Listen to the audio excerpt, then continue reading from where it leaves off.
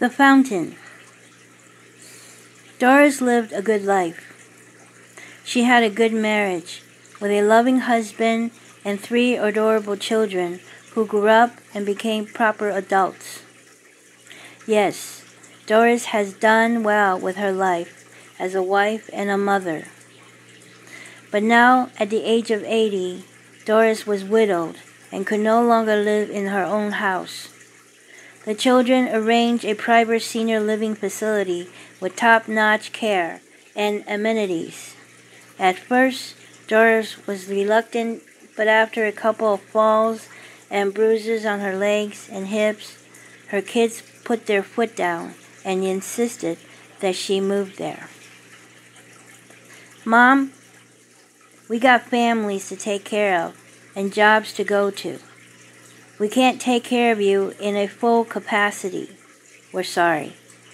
You've taken good care of us, and thus we need to assure your health and safety by providing you a good nursing home." Doris didn't have much of a choice, knowing she has been having a hard time moving around, cleaning, cooking, and grocery shopping.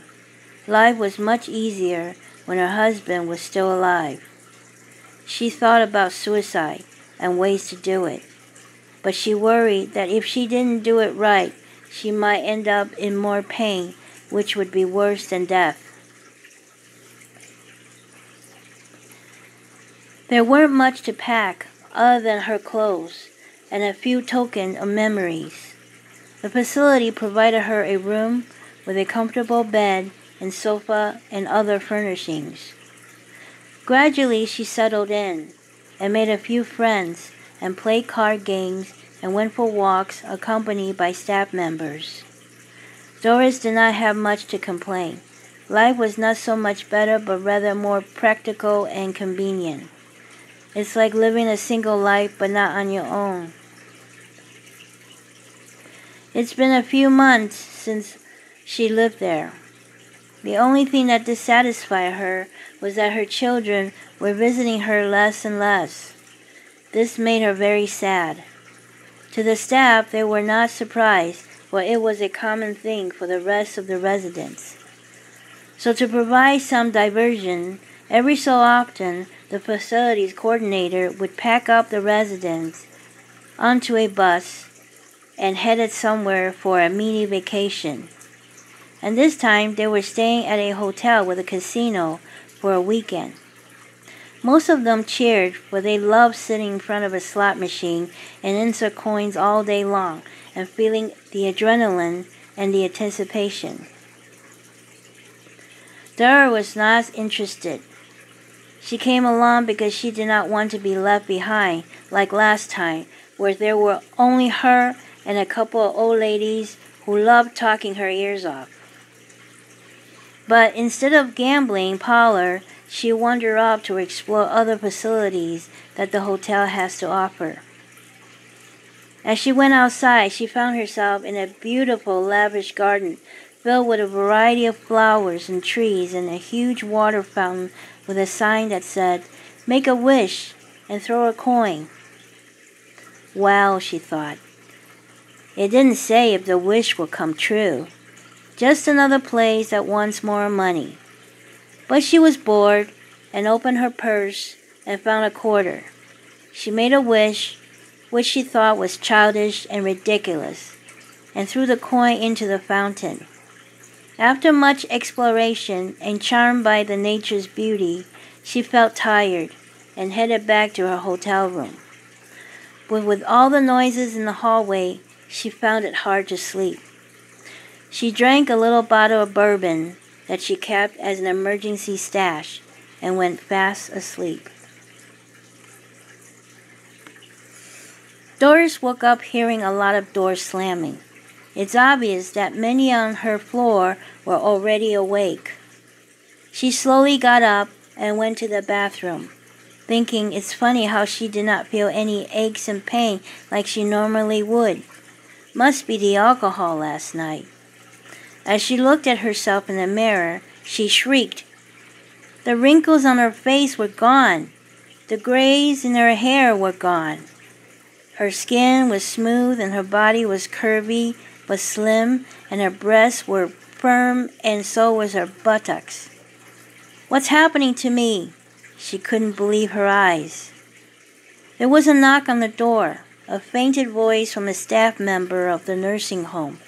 "Doris, are you awake? It's time to head down the lobby for breakfast." "I'll be right there," Doris replied.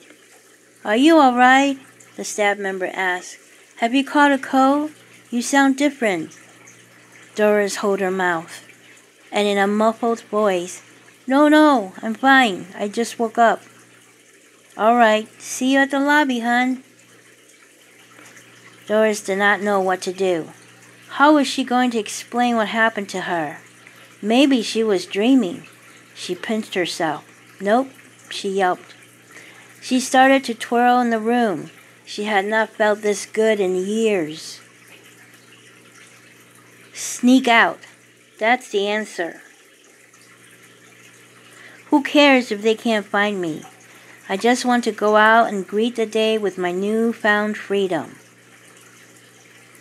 She spent the whole day exploring the town, doing shopping and hanging out the beach and the boardwalk, eating ice cream and hot dogs, and took her shoes off and ran into the waves. In the evening, she went back to her room, but the door key did not work. They must have thought she went missing. No matter, the night was young. She took a stroll back to the garden and visited the fountain and was certain her wish did come true.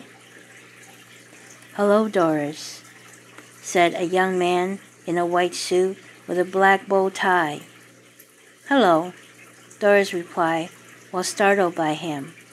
But soon she was intrigued how young and handsome he looked, like a movie star. "Have you had a good day?" he asked. "Yes," she replied confidently, even though she thought it was strange he would ask without introducing himself first. And as if he knew what she was thinking, he said, "Allow me to introduce myself. I'm Gabriel." "Well, nice to meet you, Gabriel," she frowned. "How do you know my name?" "Oh, I've known you since you were very little." "Pardon me?" Doris thought. This man was nuts. She started to take a few steps backward and was about to head back to the hotel. "Don't go, Doris," the man gently said. "That's not the way." "What are you talking about?" Doris sounded nervous and thought about screaming for help, but his face convinced her otherwise. "I need to go back to my room to rest." "You are resting," the young man smiled. "You've lived a great life." And now he reached out his hand to her. "It's time to go." "Go? Go where?" She frowned again. "You know where." Gabriel held her hand, and suddenly her face showed a sign of realization. She became relaxed, and a huge grin ran across her face. "Wasn't it sad that she went like that?" One of the staff members shook her head. "She sounded fine when I knocked on her door." "Well, maybe a little different, like a cold or something." "Yeah, you just never know when it's your time," the other staff member replied, as they sat in a bus among the rest of the residents, heading back to their home.